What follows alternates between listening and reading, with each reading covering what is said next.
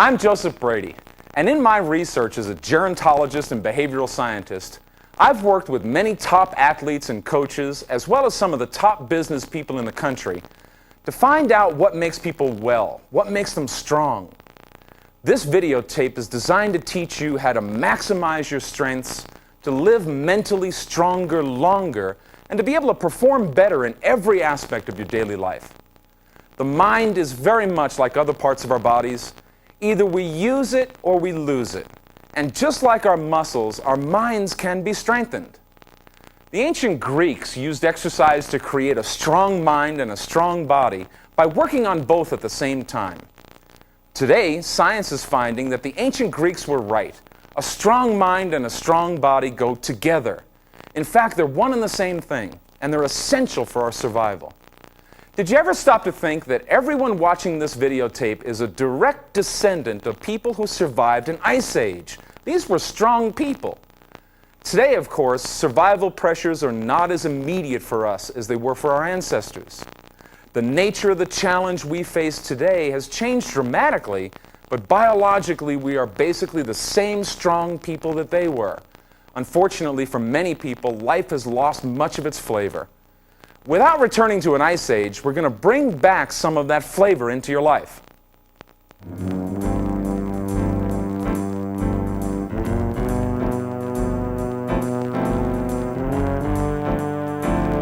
To recapture that zest for living that our ancestors had, in a couple of minutes, we're going to learn a set of exercises that are physically easy to perform and which have been shown by scientific research to be able to do things like lower the heart rate and blood pressure and increase resistance to disease and improve immune function, and even slow down some of the changes related to aging that we all go through.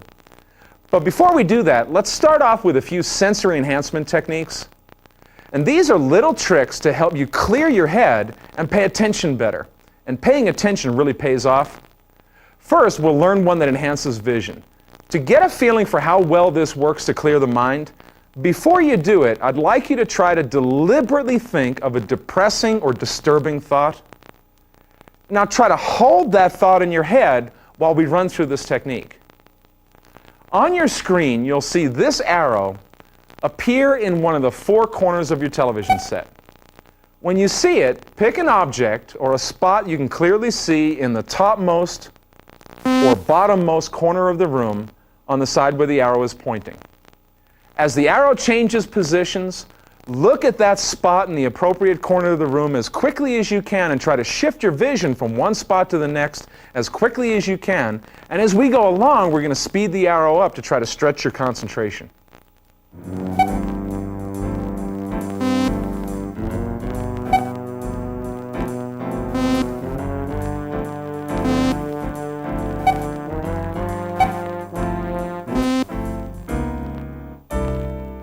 Now, what happened to that disturbing thought? You can't hold on to it, can you? In order for your mind to focus from one place to the next quickly, you have to let go of any disturbing thoughts that may be interfering with your performance. And you can do this technique for yourself anytime, anywhere, just by shifting your vision to focus from one object to another as quickly as you can. Our next technique is for your hearing. Difficulty with hearing is unsettling for anyone, and especially as we get older. If you've noticed that you're having a little more trouble hearing lately, if it seems that people are mumbling around you a lot and they complain that you play the TV too loud, then it's probably a good idea to see your doctor and get your hearing tested. Many times a hearing difficulty can be easily treated, so you don't have to live with it necessarily. In addition, there are many things that we can do to actually improve our hearing by opening up the awareness of the hearing that we already have. You've probably heard that blind people have better hearing. That's not really true. But because blind people do depend on their ears so much, they do improve the amount of awareness that their brain brings to their hearing. Another way of saying it is they increase the amount of attention that they pay to their hearing. And here's how that works. While I'm talking, we're going to lower the volume of my voice down, and you try to follow it. How long can you continue to hear me as we make the volume lower and lower, and try to concentrate now, try to pay attention, and lower, try to follow my voice, lower and lower, really concentrate and try to see if you can continue to hear me. You'll be surprised at how quickly your hearing gets better with a little practice. Another challenge to our hearing ability deals with discrimination, or our ability to pick out one sound from another, like someone's voice in a noisy restaurant. We're going to bring up the volume of the waterfall here in the background. See how long your ears and your mind can continue to follow my voice as we increase the volume of the waterfall. Can you follow my voice into the waterfall and continue to pick it out? Can you still hear me as we make the volume louder? Can you still hear it? Concentrate a little bit. Really try to focus on my voice and continue to follow it into the waterfall. This is a skill like any other. If you practice it, you'll find you have less difficulty understanding a conversation in a crowded room of people talking.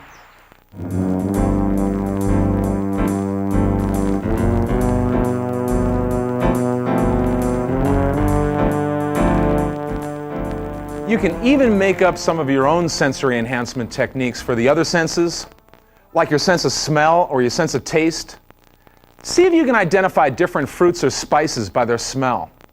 And our taste buds also get in a rut. Try new tastes, try new foods. A great way to improve the awareness of our sense of touch is through massage therapy.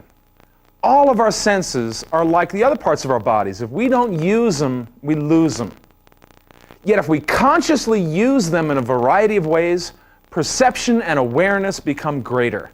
We become less absent-minded. In other words, our presence of mind gets stronger. And that's exactly what we're talking about here. Presence of mind. This means keeping the mind present in the moment instead of clouding it with thoughts of things that are not a part of the activities right in front of us. A good example is our driving skills. Think of it. Driving 2,000 pounds worth of deadly machinery down the road at 60 miles an hour, while most of us are thinking of something completely unrelated, like our shopping list or our chores around the house.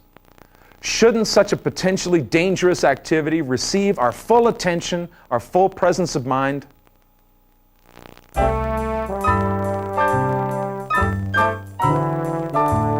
Here, let's warm up a little bit.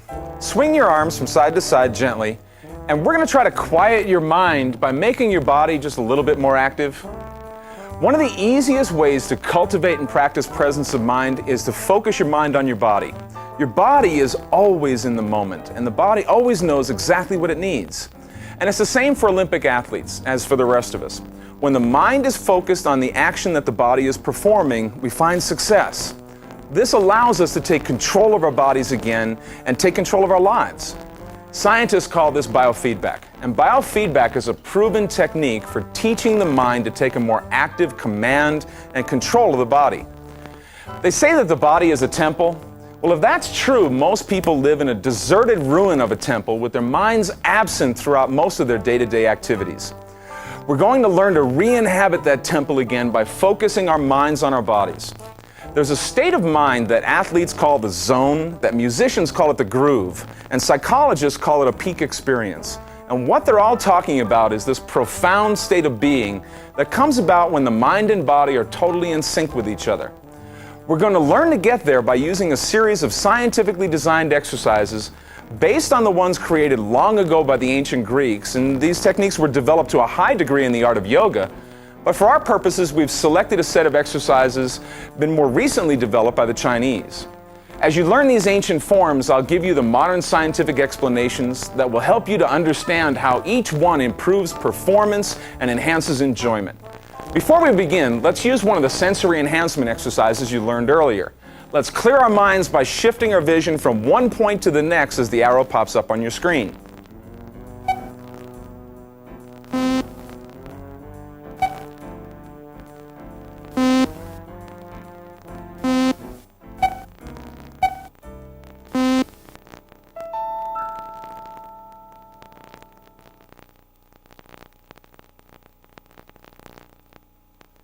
Here, shake out your wrists a little bit, flex your knees, try to feel the planet underneath you supporting you. Each of these exercises has its own form of biofeedback that's built right into it. Here, take one hand and shake it out. As you force blood out into your fingertips, You'll notice that when you hold one hand next to the other, how one tingles and the other doesn't. That tingling sensation is what we're trying to shoot for so that you know you're doing the exercises properly. Here, shake out both wrists this time. Each of these exercises should be easy, they should be fun, and they should be comfortable. And if they're not comfortable, something's wrong. Make sure you do it in a comfortable fashion. You can even do them sitting in a chair if you wish. Here, breathe in as you bring your arms up, and breathe out as you go down. You'll notice in one corner of your TV set we have a bar graph that helps keep track of the breathing. Each time we're breathing in and the bar graph's going up, you should be breathing in. Each time the hands move down, you're breathing out.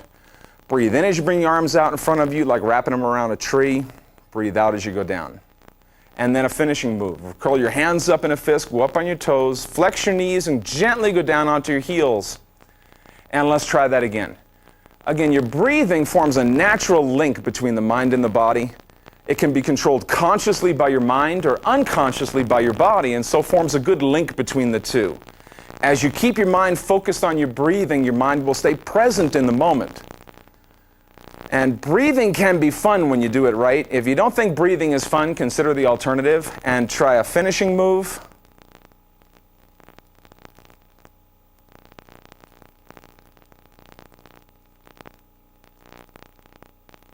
And shake out your wrists again a little bit. This next exercise is called Reaching Heaven, and it's designed to clear the mind and stretch the spine. As you breathe in, bring your arms up over your head and try to create some space for your joints as you reach up toward heaven. Breathe out as you bring your hands down. Breathe in as you come up. Each exercise is designed to teach a different principle. One of the principles is your breathing, so keep your mind on your breath. And another is to teach you how to quiet the mind. Very slowly bring your hands down. One of our advisors for this tape, Dr. Elaine Kress, calls it quieting the mind by moving the body. Breathe in and do a finishing move. And here, try that again. Breathe in as you bring your arms up over your head. You clear your mind by paying attention to what your fingertips feel like. As your hands stay over your head for any length of time, the blood pressure in your fingertips go down. These exercises can be used in the People's Republic of China to help people learn how to control their own blood pressure. So watch this. As you do this about 3 times, enough blood pressure will have changed in your fingertips to where as you slowly bring your hands down, you should be able to feel the blood pressure increase in your fingertips as your hands go below your heart. By learning what your blood pressure feels like, slowly but surely you can gain control of your blood pressure. And finish up with a finishing move.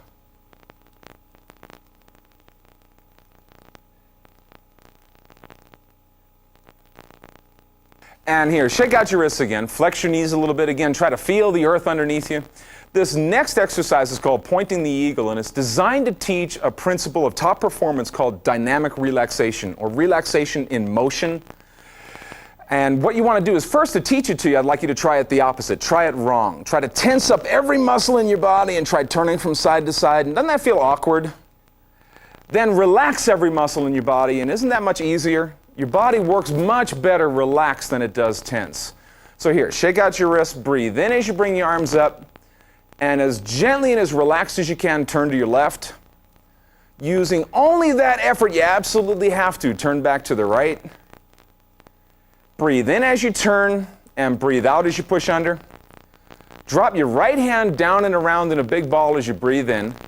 And then crush the ball down and try to feel the heat from one hand to the other. The more aware you are, the sooner you can feel the heat from the other hand. Turn the hand over.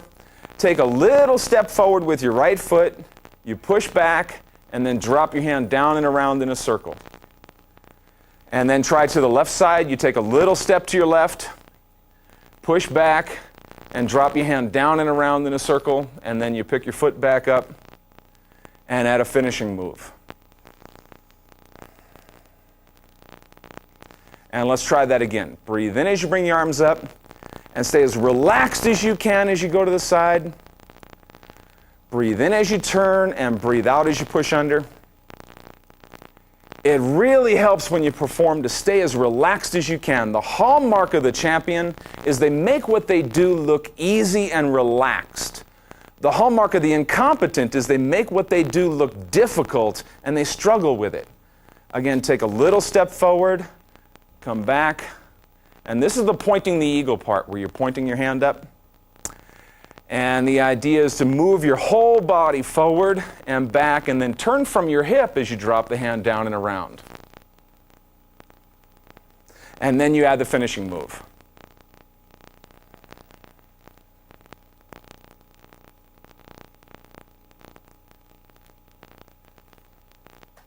And here, shake out your wrists a little bit again and flex your knees. Try to feel the earth underneath you. This next exercise is called the 4 directions, and it's designed to teach you how to stretch out and extend into the world as if to stay in better touch with the world. Here, breathe in as you bring the arms up and turn to your left. And then breathe in as you turn and keep breathing in and pull back on a bow and arrow, and then breathe out as you push under. And then try the other side. The idea with focusing is the principle we're trying to get here, and the idea is sort of like when you're driving your car in the rain. If you stare at the windshield wipers, you can't see the road. You need to look through the details and see your goals. So in this case, don't stare at your hand. Try to keep your attention on the entire room around you. Stretch your mind all the way out to your fingertips.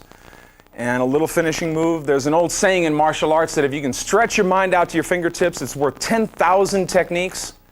So try to keep your focus on the whole room around you, all your surroundings. Try to develop almost 360-degree awareness.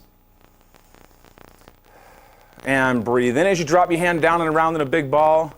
And breathe out as you push down. Try to feel the heat from one hand to the other. Bring your right hand up over your head, your left hand down, go to your right. Go to your left, go to your right, and again, try to stretch out an unbendable arm. Stretch your mind through your fingers and try to anchor yourself to the room around you. Breathe in as you bring it and do a finishing move.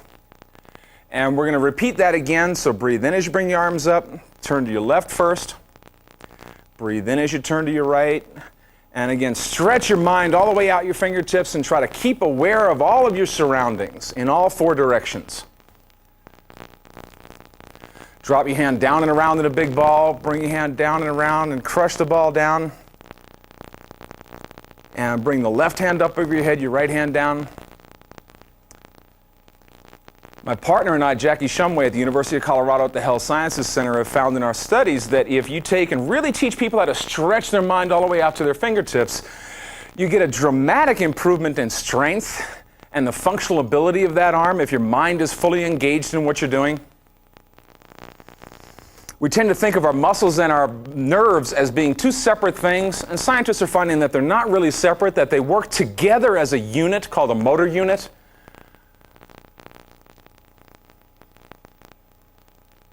So again, try to stretch out with your mind and also stretch out with your fingertips to encompass your entire surroundings.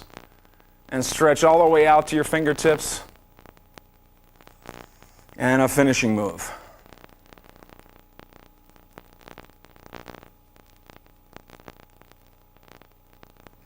And shake out your wrists again. This next exercise is called circular force, and it's designed to teach you what happens to performance when you move in a nice, fluid, easy, circular fashion, as opposed to being rigid and inflexible. Try to do it wrong first so you can see what I mean. Try to deliberately move your hands as quickly as you can in a square and see what that feels like. That feels awkward, doesn't it? Things in nature move circular, so try that in a circular fashion, and you'll notice that it's a whole lot easier. You can generate a lot more force and get a lot more of your body involved in the action. And this exercise is designed to cultivate that. So try this. Breathe in as you bring your thumbs up along your side. Breathe out as you push forward. Breathe in as you bring your arms out wide. Look toward your right hand and drop your hand down and around in a big circle. And then look toward your left hand. Drop it down and around in a circle. Look toward your right hand again and down and around. And your left hand down and around. And breathe in as you curl your hands up in a fist and breathe out as you push down. Have you ever noticed that in nature, everything moves in cycles and in circles? You don't see square corners. That's why soap bubbles are round. That's why tornadoes and hurricanes go around. It's more efficient that way. Try that again. Breathe in as you bring your thumbs up along your side. Breathe out as you push forward. Breathe in as you bring your arms out wide. Look through your hand. See the room beyond it, but drop your hand down and around in a circle. Then the other arm, then the other arm, and nice and easy. Try to feel the force that you can generate when your whole body contributes to the action. Move in fluid circles. It's a whole lot more efficient. You look better. You want to always move in circles. Nobody wants to be a square. And try a finishing move again.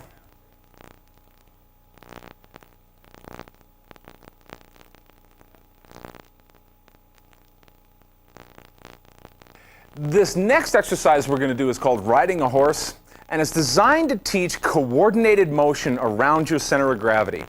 Everything in the universe has to coordinate its motion around its center of gravity, and we're no exception. Motion just works better when it's coordinated around a center. We can dramatically improve balance and stability if we work on it. Try this. Breathe in as you bring your arms up. Breathe out as you widen your stance as wide as you comfortably can. Make sure your knees point in the same direction your feet are. Put your hands on your hips and try to feel the motion come from your center of gravity or from your core. And then take and cross your arms and try to unwind your arms as you stand up, but keep that feeling of moving from your center. And then you repeat the whole thing going down and try to recapture that feeling of moving in a coordinated fashion around your center of gravity. And then at the end, you add a finishing move. Now, in our work at the University of Colorado at the Health Sciences Center, the fitness facility, Jackie Shumway and I have found that you can measure a dramatic difference in balance and stability depending upon where people focus their attention. If I have Jackie, hi Jackie, point at her head and think about her head and that area of the body. Like most people are kind of top heavy in all the thinking that we do during day-to-day activities. If you keep your attention there and then I test your stability by giving a little shove, it's not very stable.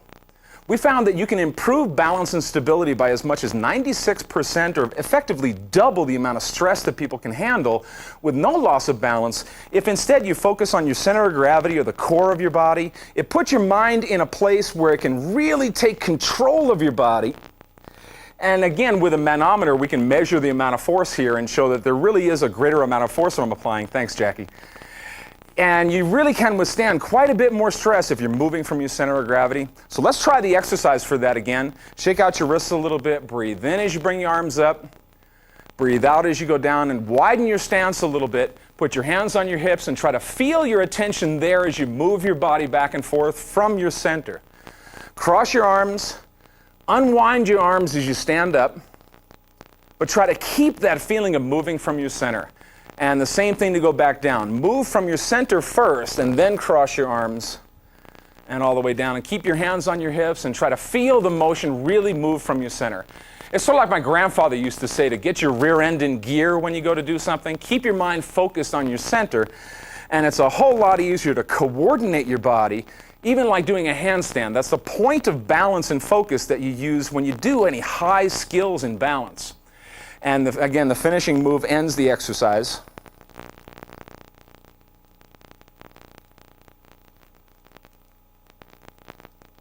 This next exercise is called the gentle fist, and it's designed to teach a principle in human performance called non-dissension. It's designed to teach you to be strong, but flexible at the same time, not rigid, in both your body and also in your thinking. Try this. Breathe in as you bring your arms up, and breathe out as you go down.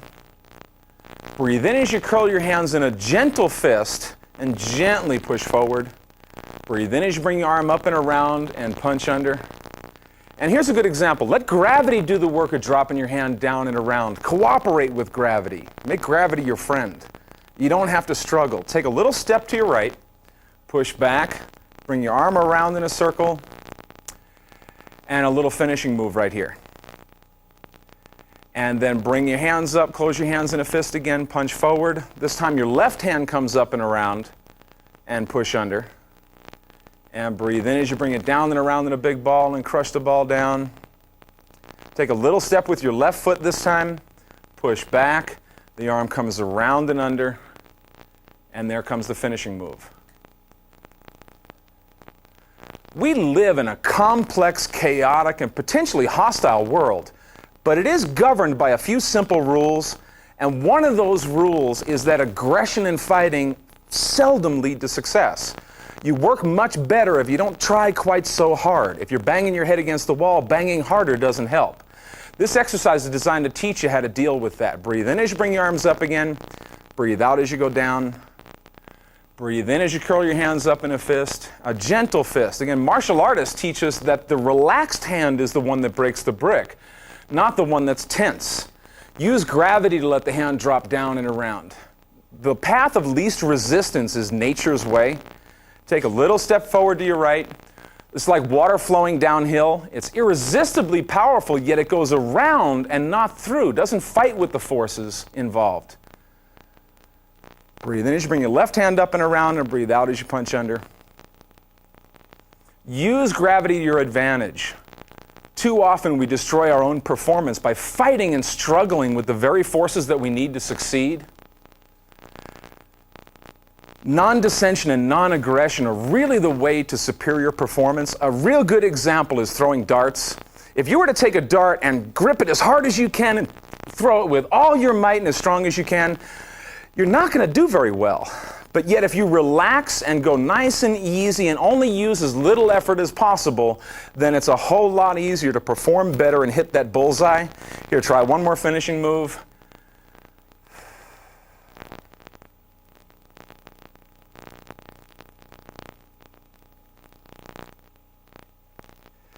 This next exercise is called Life's Roots, and it's designed to teach you how to keep both feet firmly planted on the ground and the effect that has on performance. And it's kind of like pushing your car up out of a ditch. If you don't have both feet firmly planted on the ground, then it's kind of like pushing with roller skates on. This form starts with 3 finishing moves in a row.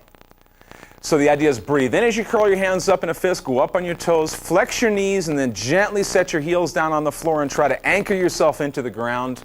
Each time, try to anchor yourself a little bit deeper than the time before. This time, go all the way down as far as you comfortably can. Only go down as far as is comfortable. Breathe in as you bring your arms up. Breathe out as you go back down again. Again, only as far as is comfortable. From here, start your right hand circling, and when you get about halfway through a circle, take your left hand and join it like turning a big steering wheel. And then you circle back. And this last move here is called hands up, you down. As your hands come up, you go down a little bit. And then one final finishing move.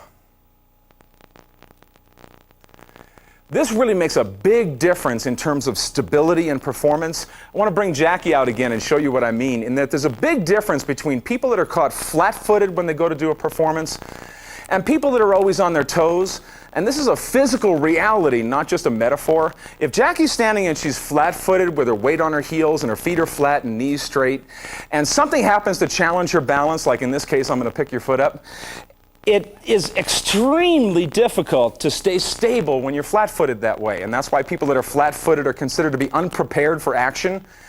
If, on the other hand, I have Jackie do a finishing move, curl your hands up, bring your feet up off the floor, gently flex your knees and set your heels down on the floor, but you don't rock your weight back onto your heels so that you're that little bit on your toes. That makes you more stable and more of a pillar of the community, more reliable in circumstances. You're a lot more stable when you go to do an action. Same thing with that last motion, hands up and you down.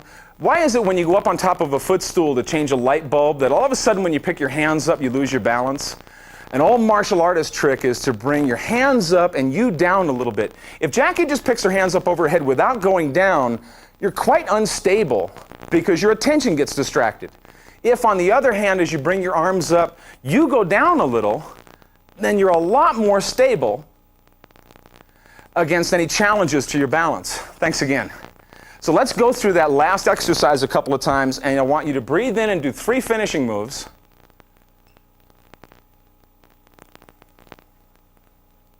And each time try to settle down into the earth a little bit deeper than you did the time before. Go all the way down on the third one. Breathe in as you bring your arms up. Breathe out as you go down. Start your hands into a circle. And then comes hands up and you down. As your hands come up, you go down a little.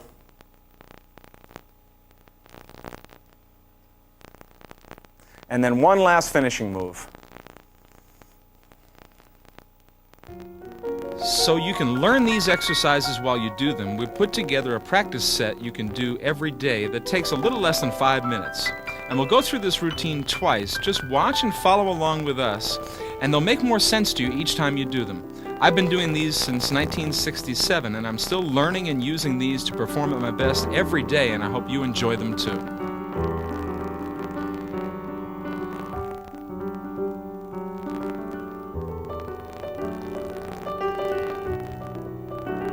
Do these exercises as one flowing piece. According to Dr. Lawrence Morehouse, the founder of the Human Performance Lab at UCLA, peak experiences occur when all elements fit harmoniously together and you become as one with the task.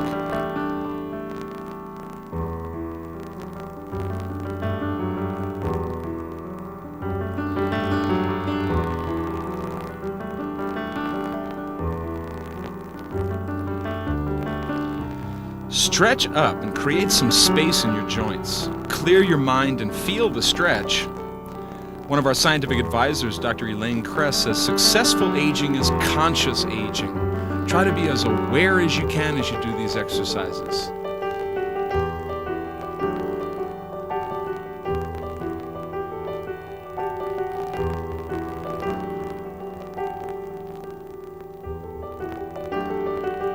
Relaxation response to these exercises is designed to lower breathing rate, blood pressure, heart rate, shifting blood to the brain and the skin, producing a warm feeling of relaxed mental alertness.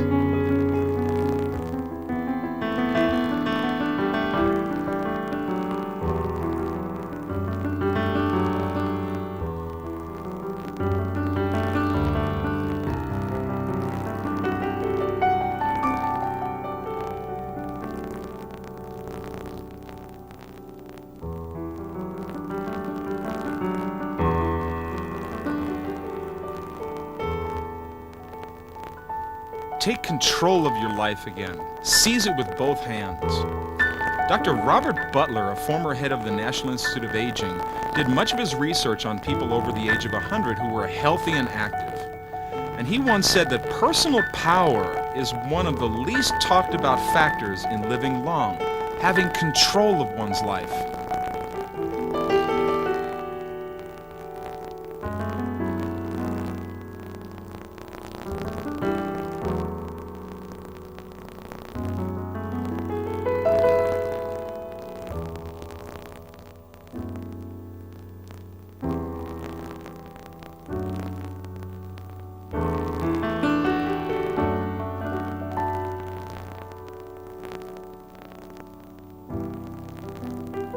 Learn to control your breathing, learn to control the motion and relaxation of your body. Take control of your body first to take control of your life.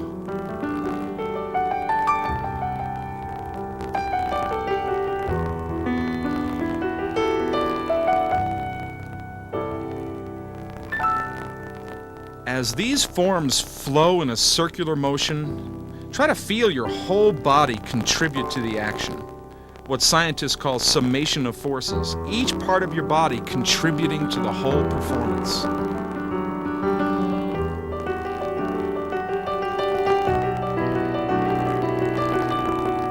We need to operate from a strong and stable center. In studying long-lived peoples, Dr. Butler said, where the center of gravity is within that person, there's something very important psychologically about that, as it bears on the length of life.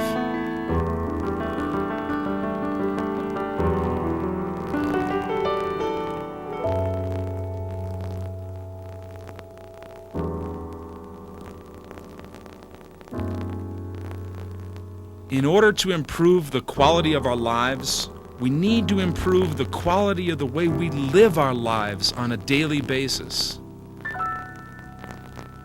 The foods that we eat, the nutrition that we get, the activities that we do, even the attitude that we have about being alive makes a big difference in the quality of life.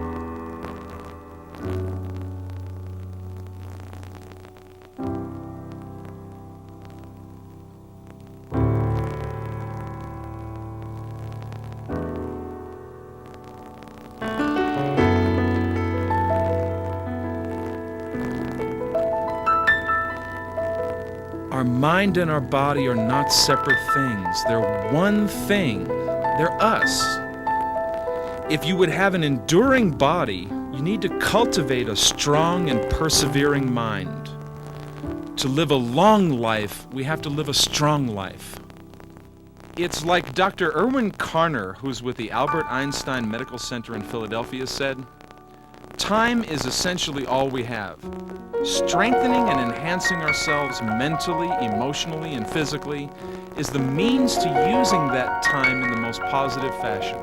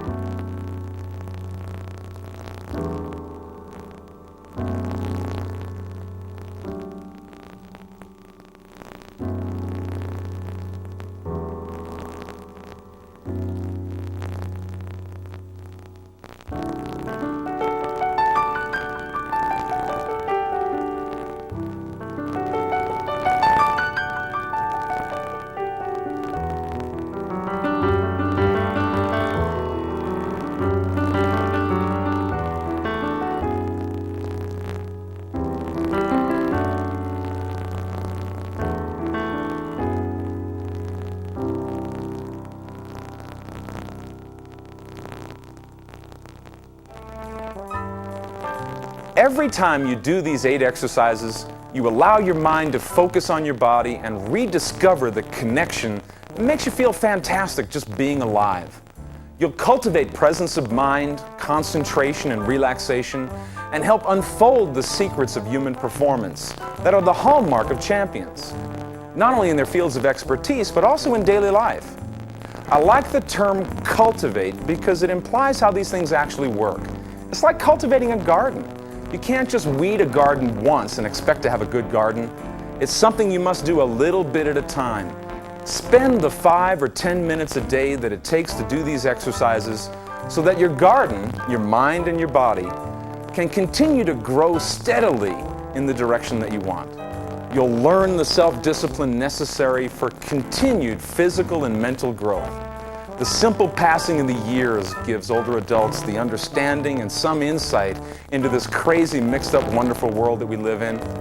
You already have the experience and the learning and the wisdom. It's like Joseph Campbell, the famous mythologist, said, "I think that what we're seeking is an experience of being alive, so that we actually feel the rapture of being alive." This set of exercises is designed to help us feel that a little bit each day. With a little practice on the body-mind connection every day, you can stay connected with the countless pleasures and endless wonders of being alive and living younger longer.